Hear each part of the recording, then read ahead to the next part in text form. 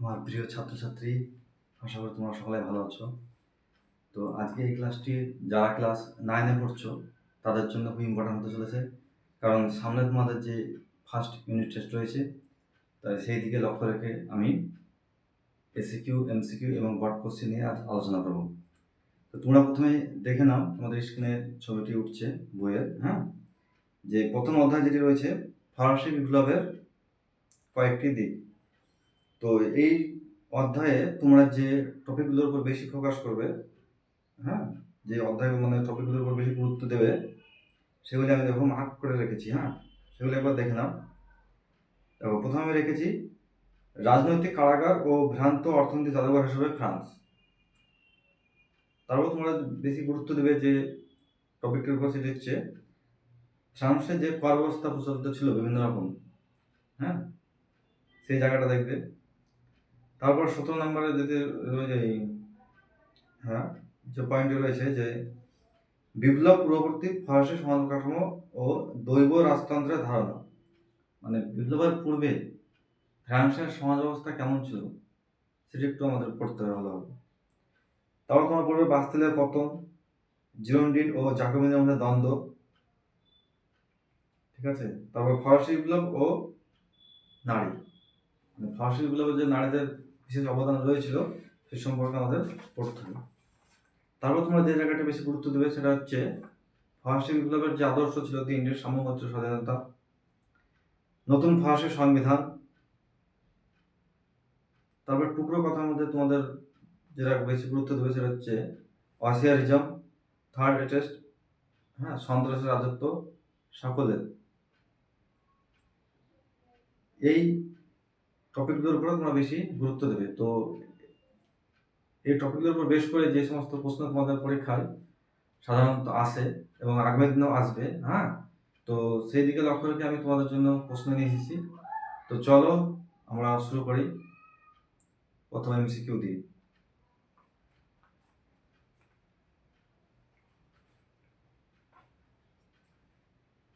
তোমরা স্ক্রিনের দিকে লক্ষ্য করো, আমি পরপর তোমাদের প্রশ্নগুলি নিয়ে আসবো, ঠিক আছে। আমি তোমাদের প্রশ্নগুলি ব্যাখ্যা করে বুঝিয়ে দেবো এবং প্লাস তোমাদের সামনে তোমার প্রশ্নগুলি দেখতে হবে, তোমরা আস্তে আস্তে খাতায় সেটি লিখে নেবে, ঠিক আছে।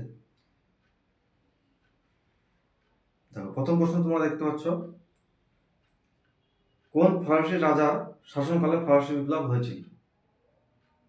তো 1 নম্বর প্রশ্ন তোমাদেরকে কি বলছে, যে ফরাসি বিপ্লব যখন সংগঠিত হচ্ছে ফ্রান্সে, তখন ফ্রান্সের রাজা কে ছিলেন? ঠিক আছে, অপশনগুলো দেখে নাও। প্রথম অপশন রয়েছে ত্রয়োদশ লুই, বি চতুর্দশ লুই, সি পঞ্চদশ লুই, ডি ষোড়শ লুই। তো সঠিক অ্যান্সারটি হয়ে যাবে ডি ষোড়শ লুই। আমি অ্যান্সারটা করে রেখেছি, তোমরা দেখে নাও। আর এর সঙ্গে আমরা মনে রাখবো যে যখন ফ্রান্সে ফরাসি বিপ্লব সংঘটিত হচ্ছে, সেই সময় রাজা যেমন ছিলেন ষোড়শ লুই, রানীও ছিলেন তার স্ত্রী মেরি আতোয়ানেট, ঠিক আছে। এই গেল প্রথম প্রশ্ন। দ্বিতীয় প্রশ্ন, ফ্রান্সে কোন শ্রেণীর অভিজাতদের নোবেলিটি অব দ্য স্যুট বলা হতো? ঠিক আছে, তা অপশনগুলো দেখে নাও। এ নম্বর অপশন হচ্ছে পোশাকি, বি হচ্ছে নিম্ন, সি উচ্চ, ডি হচ্ছে বংশানুক্রমিক। পোশাকি অভিজাত মানে তোমরা সকলে জানো যে যারা অর্থের বিনিময়ে এই অভিজাত পদটি কিনে নিত, ঠিক আছে। আর বংশানুক্রমিক কথার অর্থ হচ্ছে বংশ পরম্পরা। তো এখানে সঠিক অ্যান্সারটি হয়ে যাবে ডি বংশানুক্রমিক। এই গেল তোমাদের দ্বিতীয় প্রশ্ন।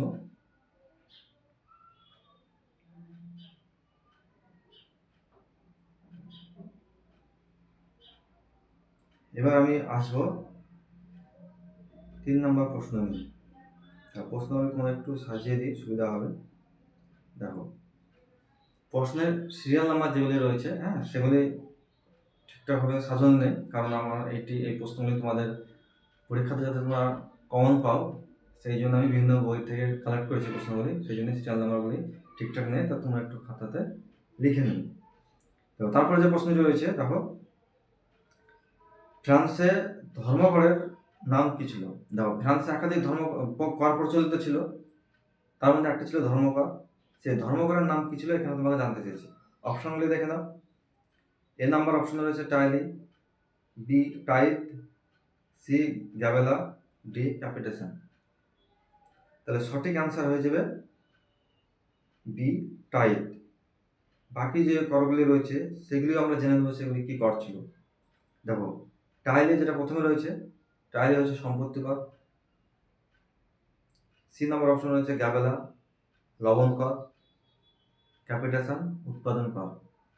দেখো, এই সম্পর্কে আমি ডিটেলস তোমাদের আলোচনা করেছি, হ্যাঁ, আগের ভিডিওতে আমি দিয়েছি। যারা মনে করছো যে আমি এই ভিডিওটি মানে পুরোটা দেখতে চাইছো, যারা, তারা আগের ভিডিওটি দেখে নেবে, তাহলে বুঝতে পারবে। ঠিক আছে, এবার চলো পরের প্রশ্ন আমরা দেখে নিই। পরের প্রশ্নটি রয়েছে, ফ্রান্সকে ভ্রান্ত অর্থনৈতিক জাদুঘর বলেছেন। চারটে অপশন রয়েছে, এবার কে বলেছেন সেটা তোমাদের বলতে হবে। অপশনগুলো দেখে নাও। এ নম্বর অপশন রয়েছে Voltaire, B Montesquieu, C Rousseau, D Adam Smith. তো বিখ্যাত একটি উক্তি, এই উক্তিটি খুবই ইম্পর্টেন্ট, পরীক্ষাতে তোমাদের আসবে, ঠিক আছে, ভালোভাবে লক্ষ্য করো। ফ্রান্সকে ভ্রান্ত অর্থনীতি জাদুঘর বলেছেন, অ্যান্সারটি কি হয়েছে? সঠিক অ্যান্সার ডি অ্যাডাম স্মিথ। এগুলো অ্যাডাম স্মিথ। তারপরে দেখো পরের প্রশ্ন। আমি পরপর দুটি বইয়ের নাম রেখেছি, হ্যাঁ, এই গ্রন্থগুলি কিন্তু খুবই ইম্পর্টেন্ট। এই ফ্রান্সের ইতিহাস থেকে তোমার একটি কিংবা দুটি গ্রন্থের নাম অবশ্যই আসে, তো আমি এখানে আপাতত দুখানা রেখেছি, পরবর্তীতে আরও আসছি, ঠিক আছে। দেখো, প্রথম রয়েছে, তারপরে দ্য স্পিরিট অফ লজ গ্রন্থটি কার রচনা? অপশনগুলো দেখে নাও। এ নম্বর অপশন রয়েছে Montesquieu, B Voltaire, C Rousseau, D Adam Smith. তাহলে সঠিক অ্যান্সারটি কি হয়ে যাবে? মন্তেস্কু।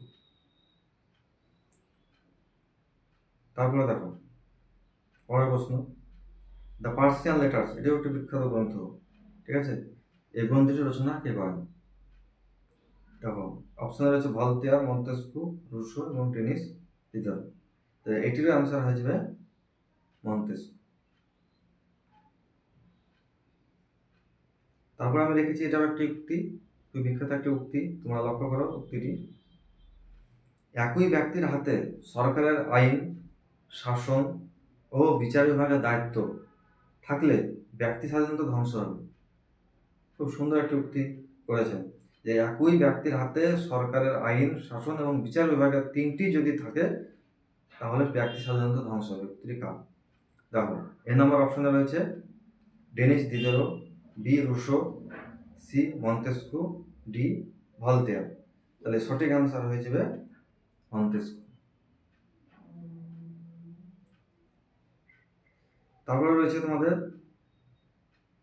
যে ভলতেয়ারের লেখা গ্রন্থ হলো, গ্রন্থের নাম তোমাদের বলতে হবে, ঠিক আছে। এখানে সামাজিক চুক্তি, পার্সিয়ান পত্রাবলী, দ্য স্পিরিট অফ লজ এবং কাদির, চারটে অপশন রয়েছে।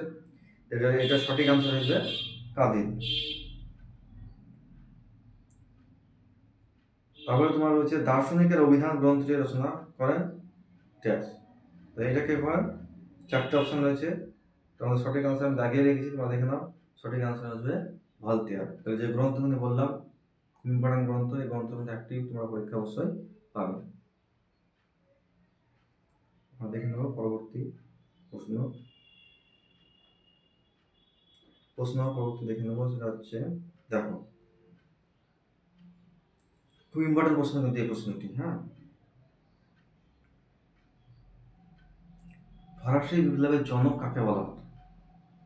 এটা মানে এক কথায় উত্তর দেওয়া হিসেবে আসতে পারে, আবার টিক মার্ক হিসেবে আসতে পারে। আমি এখানে সমস্ত কিছু প্রশ্ন টিক মার্ক হিসেবে রেখেছি, কিন্তু এটা ভেবে না, এটা কিন্তু এক কথায় প্রকাশ করে এভাবেও আসতে পারে, ঠিক আছে। একটি বাক্যে লেখো।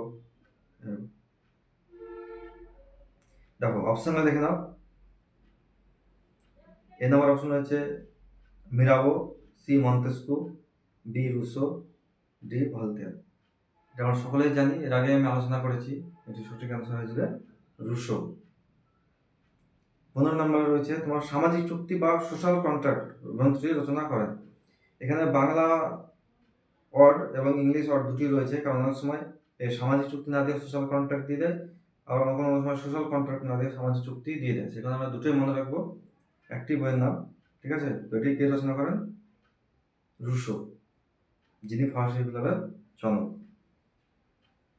তারপরে একটি রয়েছে তোমার বিখ্যাত গ্রন্থ অসাম্যের সূত্রপাত। এটি কে রচনা করেন? দেখো অপশনে রয়েছে Voltaire, B B number option রয়েছে Voltaire, D Rousseau, A Montesquieu, C Denis Diderot. এর সঠিক অ্যান্সার আসবে কে? রুসো। তারপরে যে বইটি আমি রেখেছি, গ্রন্থটি খুব বিখ্যাত একটি গ্রন্থ, দ্য ওয়েলথ অফ নেশন। এই গ্রন্থটি কে রচনা করেন? ঠিক আছে, তো এ নাম্বার অপশন হচ্ছে Adam Smith, B Quesnay Abbe Sieyes, D Robespierre. দেখো এটা সঠিক অ্যান্সার আসবে কে? Adam Smith. অ্যাডাম স্মিথ সম্পর্কে এর আগে বললাম,